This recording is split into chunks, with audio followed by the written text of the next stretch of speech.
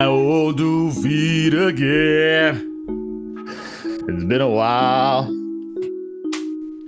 Welcome to the Broski Diddles podcast. It's your boy Kiko Flow, Kiko Cervantes, and the motherfucking Hizzle. Johnny Boy, DJ BJ, the darkest DJ of all times. If you want to have a crazy experience and you're experimenting maybe with methadone, I think that's what killed Michael Jackson. Then you gotta go to one of these concerts. Oof. You know, a musical genius, a motherfucking master of the metaphors. Today we got you with a movie review with the crew. What? Movie review with the crew. What? Movie review with the crew. Ah. And do we have a movie? Do we got the movie? I don't know if that was the accent that was. All Quiet in the Western Front. It sounded like you were doing the All Quiet in the Kazakhstan front. It's all the quiet in the. This movie actually starts like a rap song.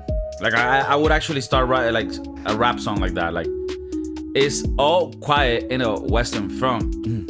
Let me take them back. Let me buy a gun. Germany's coming. Yo, what the fuck?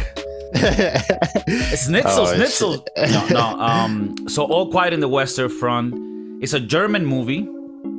I believe it's German produced, but the language in it is in German, and it has to do with the World War I. It's on Netflix. Hopefully you already saw it.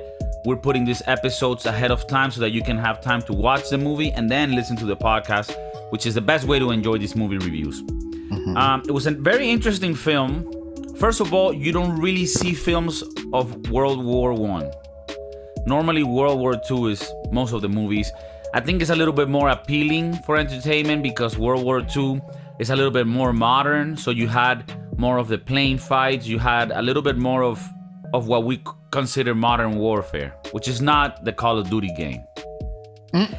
And World War I is a little bit more boring in that sense because it was a lot of trench war, a lot of just gory death, and it wasn't as like Pearl Harbor or those movies are of World War II. But not only was this movie of World War I feel like I'm learning English when I have to fucking say World War.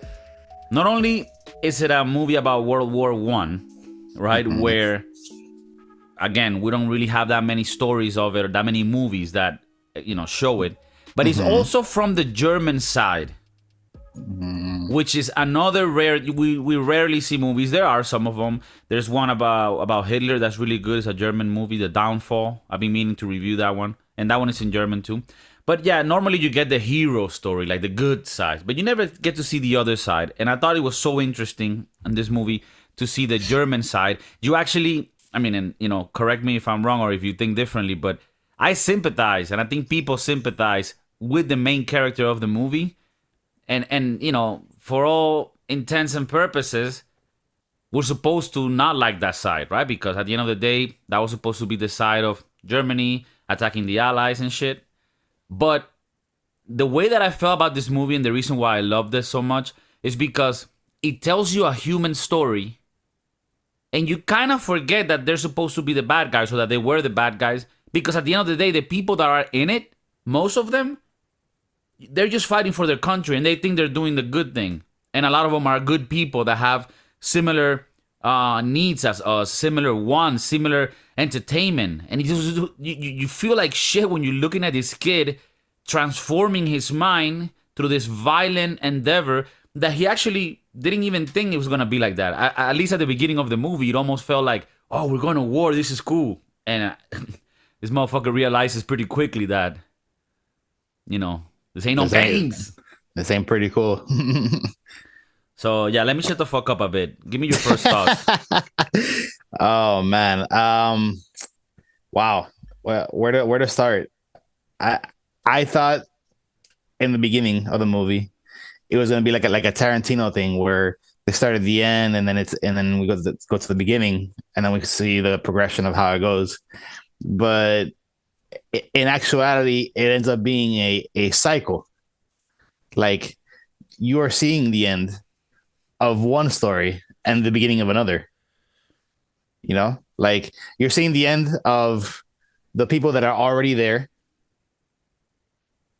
it progressing into the beginning of the main character and the crew of the main character in this case, and then their progression to their end, and so forth, and then like it's that grinding cycle of war, that consumes these people in its entirety. Fuck, you like, there's never really, okay, to say that there's a bad guy and a good guy, or a bad side and a good side, is you don't really get the sense of why these people are fighting. For the most part, these people volunteer to fight, to defend their country, but they're not really defending their country because they're initiating like a takeover. It's like the imperialism era where everybody wants to expand by taking other people's things. So I don't blame the soldiers for what happened. I blame more of like the hierarchy, the monarchy, like the people that are like up and making the decisions to do this, because none of them are fighting. At this stage, I believe is the Austro-Hungarian Empire, and the German Empire, which eventually sort of became one. And yeah, it was expansion. We're gonna have to have like a regular podcast for this thing that I'm gonna say right now, which is how did it actually? I mean, there's many reasons why World War I started. There's a lot of factors. Yeah, but the spark that blew up is when the Archduke Ferdinand is assassin along with his wife in I think it's Serbia, right? And he's the heir to the Austro-Hungarian Empire, which is Germany, and these people that are sort of the axis. The axis. You have the Allies, and then they're the Axis. Again, there's no. I don't want to put bad or good because these are all power struggles. There's our countries that want to get more power. But what happened is in Serbia, pretty much Serbia was in the rule of the Austro-Hungarian Empire, but they didn't want to be, right? So you had a lot of these patriotic people, if you could, that were wanting to do things by force. So they assassinate this guy. The story is actually pretty interesting because he misses the first attempt with a bomb, and then he catches him later just by luck and kills him. And when he kills that guy, the guy who killed him is called Gabrilo Princip. If you search for this guy, Gabrilo Princip, he looks like a damaged being. But yeah. He was a young kid. He killed the Archduke Ferdinand, who's the heir to the throne for the Austro-Hungarian. And then that sort of, exploded. And then that's when the war actually started. There were already tensions because there were countries that felt other countries wanted to invade. Russia is also on the right side of Europe, wanting to conquer shit. And at this stage, the Russians are on the good guys' side, I guess, because they're all like, at the end of the day, an enemy of your enemy becomes your friend, right? They're on the ally side. And the ally side, yeah. Yeah, this is the first team up that the Russians have with the US and France and the UK. I mean, we might be wrong there, but I do think in the recent times, like before that, it's always been fighting. And this time they all came together to fuck up Germany or to defend themselves from Germany, right? Well, they came to defend, what was it? I think so. Austria declared war on Serbia, and then Russia defended. Like, it's like, no, you're not gonna do that. We're gonna defend Serbia, and then Germany is like, no, you ain't gonna do that. We're gonna defend Austria. So then, like, it's like a like a little. Yeah, you had a bunch of allies, and then people gotta come in. It's like, oh fuck, I gotta fight for my boy. Why not? He got me last fight. He got me, so I gotta come through. No, it's crazy. And the US didn't really participate until towards the end. They really didn't care for it as much. Well, like in both wars, in World War II, they also came at the end. They just come at the end to finish the thing. It's like, hey, we got this, guys. It's okay. Well, I mean, they came at the end. They got involved because they got involved. Like, they were helping their allies. Then one of their ships got shot down. So then they felt obligated to get involved. Like, that's when. Was always the Lusitania or the euthanasia? The USS Lusitania. The USS what? Fuck. Lusitania. I don't know, What the something like fuck? that. Whatever. Yeah, but they blew it up. Was it a commercial ship? It was like a cargo ship. It was taking people or just equipment and stuff. Like it was giving resources to allies. Yeah. So it wasn't a combat ship. But that's when the U-boats, the submarines were being used a lot by the Germans. Yeah, the Germans became really good at the U-boats or the submarines. And well, okay, so let's get back to the movie. Yeah, we're not. I was like, we're not even talking about the movie anymore. Hopefully, people like this and got into the movie. I mean, if you're watching this and you didn't see the movie or don't care about World War One, it's gonna be kind of boring, right? It's like fucking nerds talking about this shit. But it's actually, to me, it's one of the most interesting wars. World War, I think it's the best one so far. So we'll see if we can top it. But yeah, World War One. This is the first time that modern warfare is introduced into war, meaning rifles, planes, tanks. Tanks was a big difference here. And Germany was coming strong. Germany, I mean, it's not a secret that Germans are fucking really good at engineering, are building machines, and just innovation in general. The Germans are a fucking powerhouse in weaponry and war. We also had the machine guns. We had the flamethrowers. We had the gas. This was where the gas was introduced. Yeah, mustard gas. Yeah, horrible things. And also, it was one of these wars, which I always find it to be weird. You know how, like, in war, they have this etiquette where, like, there's a morality to war, where, like, there's a certain things you can use in war, but then other things that you cannot because it will be unmoral. And then in this war, World War One, it was one of those wars where people said, fuck the rules. I'm going to fuck you up any way I can. And that's why you had such gory situations of death. Now, again, this might not be... I mean, this is related to the movie, but isn't it weird that, like, there's, like, an etiquette to war when, like, if you're trying to win, then there's no rules, right? I mean, I'm not saying I'm not a moral person. I wish we didn't even have to go to war. I wish everything was able to be fixed morally and in a civil way. But in the case that you do need to go to war, by you limiting your force to follow moral codes, you're sabotaging your own chances of victory. So to me, it's never made sense, you know? What do you think about that? I mean, they've always said, what's the thing that they say? All is fair in love and war. So anything goes when it comes to war, no matter what. It's just really who thought of the idea first, you know? Like, who thought of the idea of making gas? Who thought of the idea of making, like, machine guns and making things that are tools to increase the efficiency of you killing? Because really, that's what it is. Yeah, it's a kill ratio thing. Exactly. Yeah, it's a kill rate, actually. Kill rate. How many people can this machine kill in a second? Okay. Right. Kill rate. Okay. Yeah. It was brutal because cameras weren't... I mean, they were already created, but, you know, video cameras and, you know, things like that, they were still, like, very primate. So you don't really see that. That's why World War II is also more interesting to people, because there's a lot more visual aid. There's a lot more pictures of it. There's a, you know, it's a lot more media.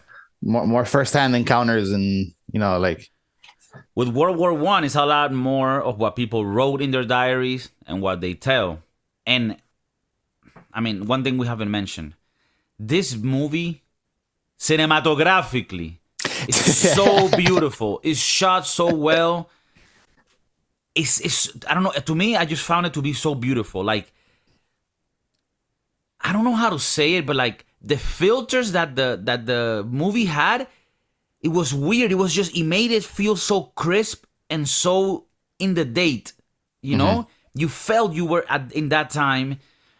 It almost felt, I think it's for like 4K. Like, it just felt vibrant, the colors. I fucking love that part of it. Even though I like the plot and I like the movie itself, just for the graphics, I was like, this is insane. It's such a beautiful movie. So yeah, I just wanted to say that. I thought it was... There were scenes where, you know, it would get cold, and I was like, I started feeling cold, and I'd stick my hands in my pants, just to feel like how they were feeling at the time, like, oh shit, like damn, it's insane. You really do feel immersed into the setting. Cinematography was excellent at this one. Yeah. All right. So when the movie starts with this group of kids, they're like 19 years old. They join the army. They're very happy. They're super enthused about protecting their country and going to fight. They're thinking of the drum roll and the brotherhood and shit, but they're not thinking of what comes with that, right? So then they go to war. They get deployed to the Western Front. I don't know if sorry, go on. No, like it's at this point, the kids, they're kids. They're still young adults or younger than the legal age. That to the point where they require a parent signature to even enlist. Mm. And then there's a scene where one of the kids, the main character, he forges his parent signature because he knows that his parents won't let him join. Yeah, that's true at the beginning. And you mentioned something very interesting, that the movie, even though it is linear, because it doesn't have these flashbacks Tarantino style, or what's the other guy, the Italian, fuck it, the Leonardo DiCaprio movies, Scorsese, he does that a lot too with the flashbacks. This movie is linear, but it's funny because what you're saying is you see it as a cycle that comes back and forth, because the actual thing that's happening has a dynamic. Like the war is of kids going in the grinder and then coming back, and we get their clothes back and give this clothes back. Like, it's funny because when the main character picks up his uniform, he's like, oh, this doesn't have my name. And he's like naive about it. And then the guy's like, oh, don't worry, maybe we got the wrong one. And he rips the name off. He's like, no, motherfucker, this was somebody else's that died. Somebody that just died. Yeah, he's like, oh, this is not my personalized uniform. No, motherfucker, you're getting Bobby's uniform, and you know what happened to Bobby, right? Well, here's his uniform. We couldn't find the rest of them. and so you start going through this endeavor or this journey with this guy, and you start seeing him go from like a boy to having to now become an animal to live, to survive. And one thing you don't realize that this movie lets you see is the length of the fucking war. The war is long. It's like 4 years long. And you might have this vibrant energy to go kill and defend your country for a few days, But 4 years, they're all destroyed. They're all dead inside, Right. But I mean, this. I don't know if this war. I don't know if the point in time where these kids join in is the beginning, or I think this was probably like that same ending year, 1918. No, yeah, that is true. But what I mean is, or 1917, or 1917, or no, I think it's actually towards the end, because like they talk about how some, like, when the people start. They start writing off like the people that are dead or killed in action, and they say a certain date. It was November something, and they're like, "Oh, this guy, it was his birthday like yesterday or something like that." So it's fairly close to the end of it. Right. But it is true that even towards the end of it, it was a meat grinder where they would send hundreds of thousands of kids in, and then they died, and then you send more in, and it's like a cycle, like you were saying. I don't know. I'm not clear on what was the timeline for the kids that went, like how long they were there, but it did seem like they were there for a long time, to the point where they were getting bored at one point, like just waiting, and they just wanted it to end. And you know what I remember when they were like all frustrated about like, when is this gonna end? Like, we don't know. It felt like when the pandemic was happening and nobody knew anything, like at the beginning of it.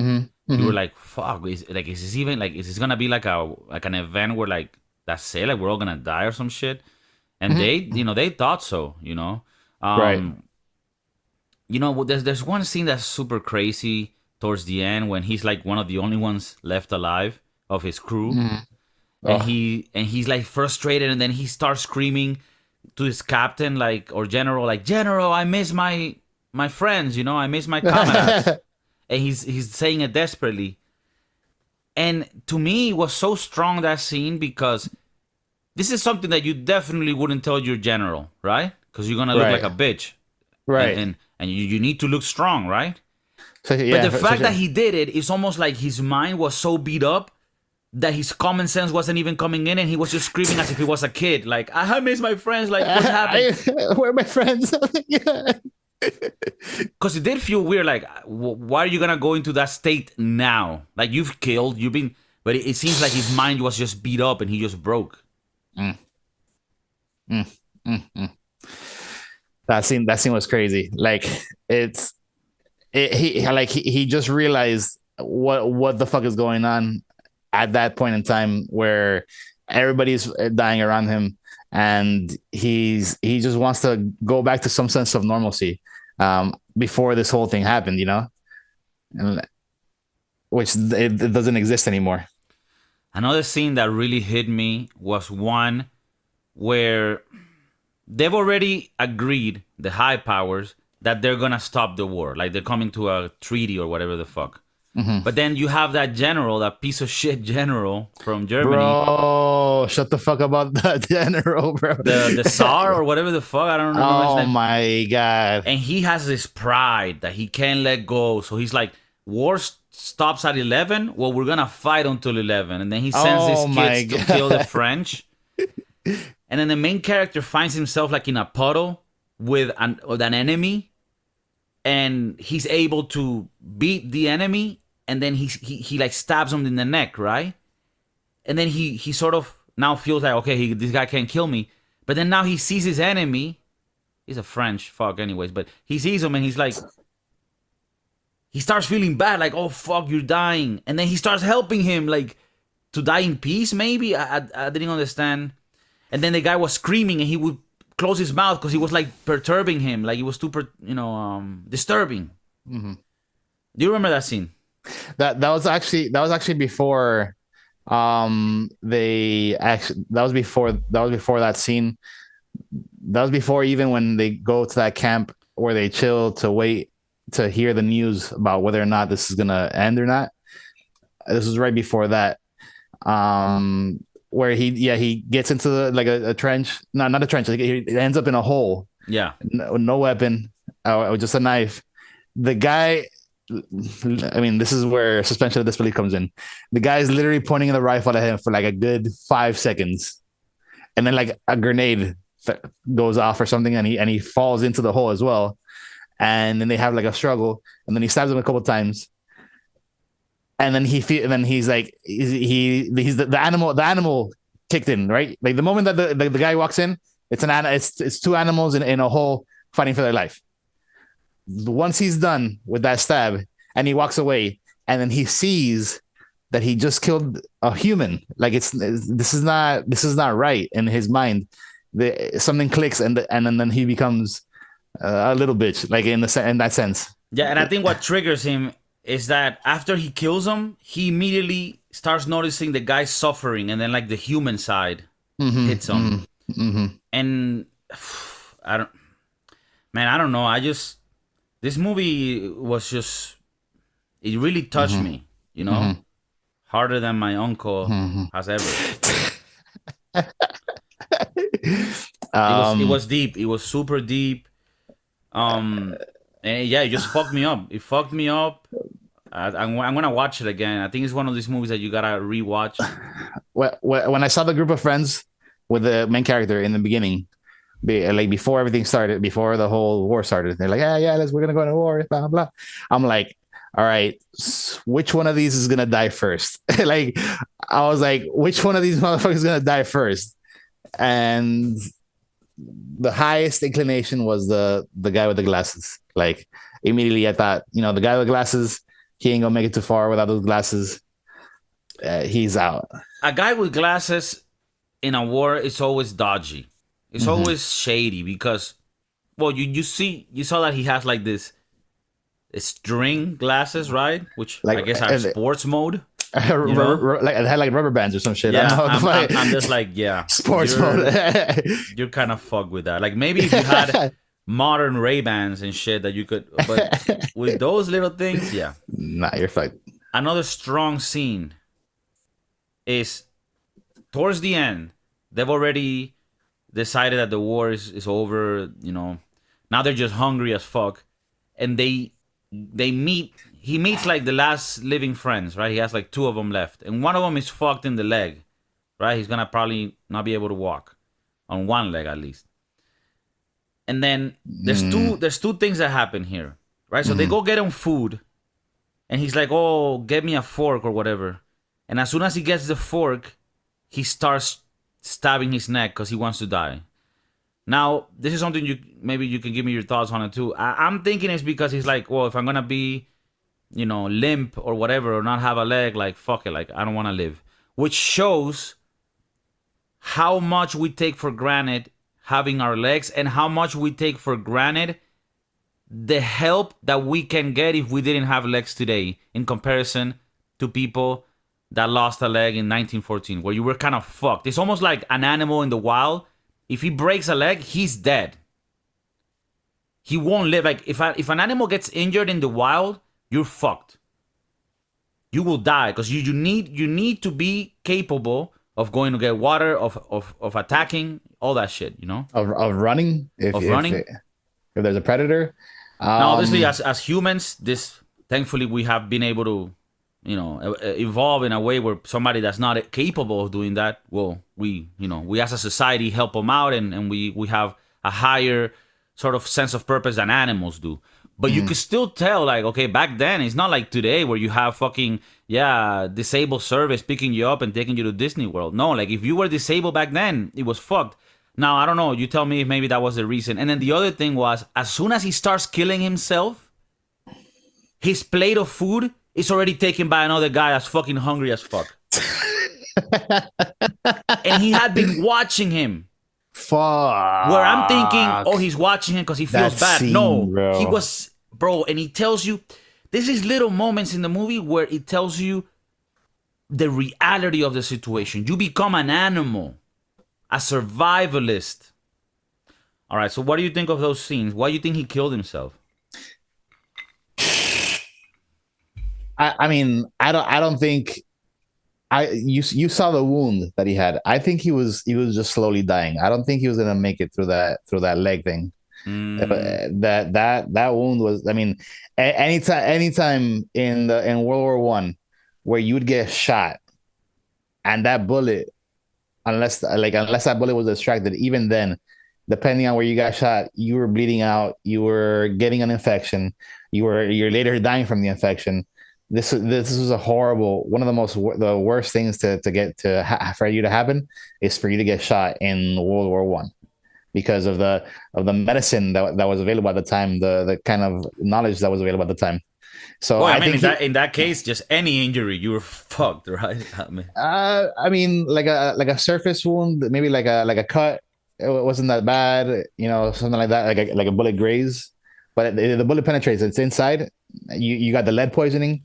Dude, you're dying. You're dying. Damn, that's crazy, right? Because you wouldn't. That's not the case these days, right? No, it's a lot better these days in that case. But I feel like maybe he wanted to take control of that situation. Like he wanted to die on his own terms versus just was sitting there waiting to eventually die, and be fucked. Because he knew that he was not that even if he could survive, it wasn't gonna be a decent life. Yeah, yeah.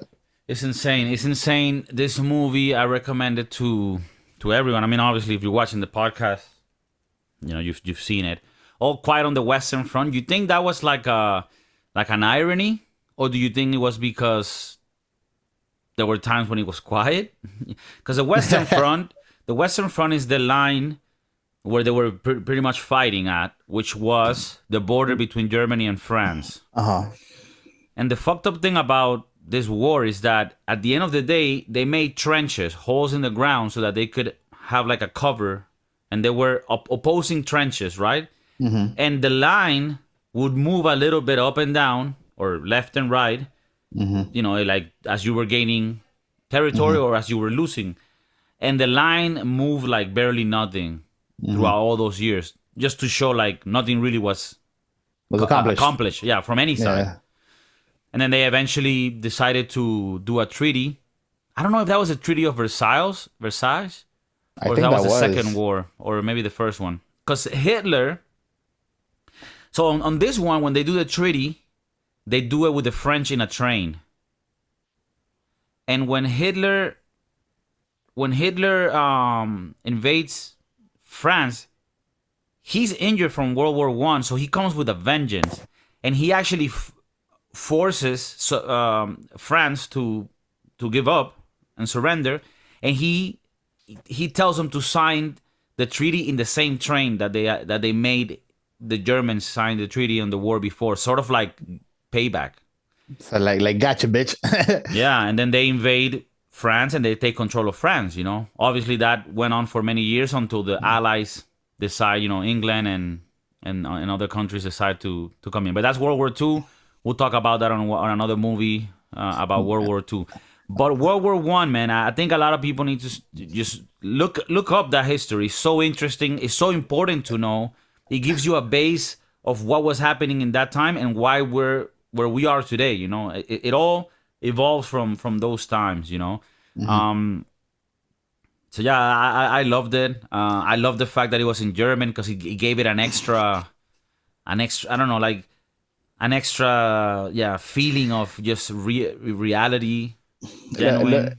Looking at this film, I drew similarities to what we're kind of going through now with the whole Russia thing, and I imagine, like a young Russian kid going over there to this whole Ukraine scenario, and not really wanting to be there, or thinking it's like a fun thing, like, hey, look, I play Call of Duty, yeah, I could go do this, like kind of scenario, and not realizing even though now it's more advanced, not as bad, maybe better living situations or better living quarters, but it's still war. Like, you're still Yeah, putting your life on the line for the decisions of people that on higher up positions that don't necessarily care about your well-being. They just care about power or political gain or resources to to better themselves, not really about the people. I think most of these times that this is what happens with these wars. yeah, yeah. It's a horrible thing. It is a reminder, to try to find peace. I know it's not easy, because Hmm. sometimes, sometimes you have to be violent to stop the violence, right? Hmm. Even though it sounds like Hmm. counterintuitive, but I don't know the answers to stopping wars and stopping the incentives of certain individuals to want to get more resources from one place or the other. Because at the end of the day, it's all a fight for resources and a better strategic position. I mean, that's exactly what it is all the time. But yeah, this movie on the Broski Doodles scale. This is a very important scale. Rotten Tomatoes, IMDb, they look at this scale to see, to sort of to see if decide they're how they're doing gonna good. Yeah, to decide how they're gonna rate it. yeah. And I'm thinking with this movie,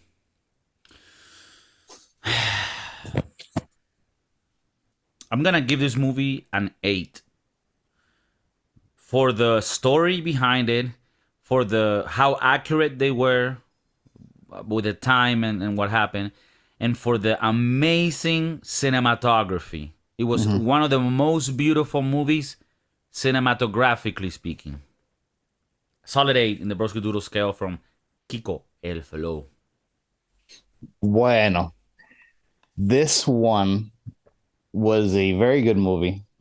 Um, I'm inclined to even go to an 8.5 because I did like the novel. I mean, I don't know. This is kind of a novel concept for me in movies where everybody gets liquidated. Like, all the characters get destroyed. Spoiler alert, by the way.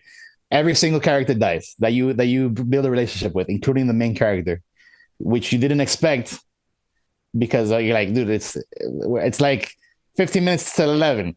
This guy's gonna make it, right? And then, like, the other scene where they go get the goose egg, and then they get out of that, and the little boy chases them with a shotgun.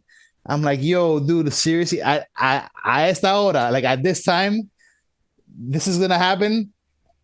You guys made it. Like, you're gonna go see your wife and all this stuff. And no, then it was very, Yeah.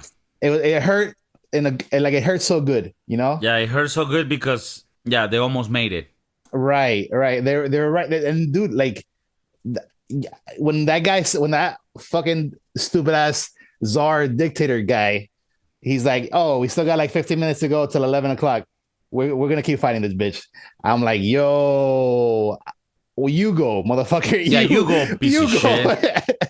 Maldito, fucking maldito. Yeah, it's easy to send these motherfuckers kids He's to like, die. you're gonna go down as heroes or as cowards. I'm like, yo, what the fuck? This is over. Like, like you got 10 seconds on the clock and you're gonna go fucking do like a layup that's gonna cost you your life. No, there's no way. Like that. I would kill, like I would put that guy in jail and kill him. This shit's over. It's done. Why are you sending these people? Like these people, you could have saved all these people's lives. They could have still been alive, and you decided to send them in there to their deaths for no fucking reason because you didn't even fucking advance. It was, you lost the war. Like that's and it. you know it's over. You lost. What else are you gonna do? Maldita sea. Yeah. It's so sad. But obviously that it adds to the movie, right? Right. It adds to the movie, right. and I mean, and if that's what happened, then you want to depict it that way. I don't know how true it is, you know. To the point where the guy, when like the main character gets stabbed, and he's walking out of the little trench, he realizes that he was walking out of their very own trench where they had put up the little poster. So like they actually they're like, what, like he's like it was pointless. Like the whole thing was pointless. They never moved an inch. Yeah. Which is and I think actually that's actually the message of the movie, maybe, or one of the messages is all this ordeal, all these lives, all this horrific stuff for fucking nothing, and how the greed and the senseless ambitions of certain individuals can dictate the sad ending of so many people's lives. And that's what happened in this war, and it's what happens in many wars, right? It's one guy, it's a few people at the top making the decisions of many people's lives. And I think it's to show how responsible we need to be as men and as a society when it comes to this type of situations. And yeah, I give props to I didn't research exactly who was the director, but it seemed like all the actors were new people, which I liked. I like when it's a movie where you cannot even relate the characters to any other movie. They're all new people to you. So I loved it. And it did seem to be kind of like an independent movie. And for the quality of it, I thought it was amazing. The aerial views where it looked like you were in a game, especially in the winter, and then the trenches and the fire and the bullets, it looked so beautiful. It's one of the, I swear to God, it's one of the, if not the most beautiful, it's probably one of the most beautiful movies I've ever seen, cinematographically speaking. Yo, and the French were eating good, bro, with the cheeses and the little sausages and the they were eating good in those trenches. Then the Germans were like stuck with like turnip bread or some shit. Yeah, some weird ass bread there. This is not more to do with the war, but just to also give a little bit of highlights on this. People think about the bullets, the injuries, the tanks, the planes, but just being in those trenches in a humid environment with dead people, with shit, excrements, blood. You know what sucks? Being in one of those trenches, cold, getting sick, and just dying slowly from sickness, and then having like. I just think it's important for people to understand that to live the life we live today is because of so many men on both sides, regardless of what nationality you are. Yeah, or what side you were fighting for. Like, we gotta, I guess, be appreciative of all that shit that happened in the past, and that thankfully, we've reviewed the movie Gladiator, and this all goes back to the same concept, of power, of greed, of wanting what others have, and doing whatever it is necessary to get there. And I think as men, we gotta, part of evolving is becoming more compassionate, understanding others. And yeah, we're not animals, so our nature is to help. I read, I think the other day, that they were talking about like when was the earliest civilization or the earliest sign of a civilization, right? And they had already a certain time where they're like, oh, this is when they started doing cities and shit. So this is the first time that people got civilized. But then some other person said that no, the first sign of civilization was actually much, much farther back. And it was like in the caveman days, they found like a bone of someone that had the bone had broken and it had healed, right? Mm-hmm. And they say like when you are an animal in the wild, and when cavemen were living, they were kind of like animals. If you're hurt, like we were saying earlier, if you get injured, you're not gonna live enough for that to heal, because you will get killed. You need someone to take care of you, to help you. So they said that bone that they found that healed signifies that for that person to have lived, other people around him had to take care of him, protect him, feed him. So that was the first sign of civilization. And to me, it was, I know it's simple, but it was such a beautiful revelation, because it tells that no, it's not our power to beat people or to murder or to kill or to conquer. No, it's the power that we have that animals don't, of helping others, of me helping you survive, even though that's not gonna give me anything back in return. And I think that's the base that we gotta start from, and just love each other and provide. Preach, Kiko el pastor. I'm trying to see if I can start a religion and we can start making that money. that tax-free money. Tax-free, bro. That's the best one. That's the best money right there. That was a good message. I liked it. All right, well, we'll end it there. In the Rusky Doodle scale, it's an 8.25, which is a great score for the movie. Just for shits and giggles, let's take a look at Rotten Tomato, right? Rotten Tomato. They're our competition. Competition. I wouldn't call competition someone that's so lower in the scales, but what does it say? Oof. 90% across the board. 90% from the tomato meter and 90% from the audience score. So we're close. We're close. We're close.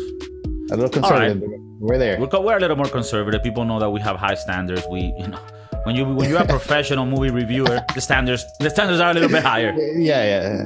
And the participants are also a little bit higher. So it takes a little bit more to provoke that emotion, that sensation. Yeah, because we've been desensitized of watching so much great films. Well, 8.25 on the scale, All Quiet on the Western Front. Thank you for tuning in. The motherfucking Brusky Doodles is Kiko Flow, DJ BJ in the house.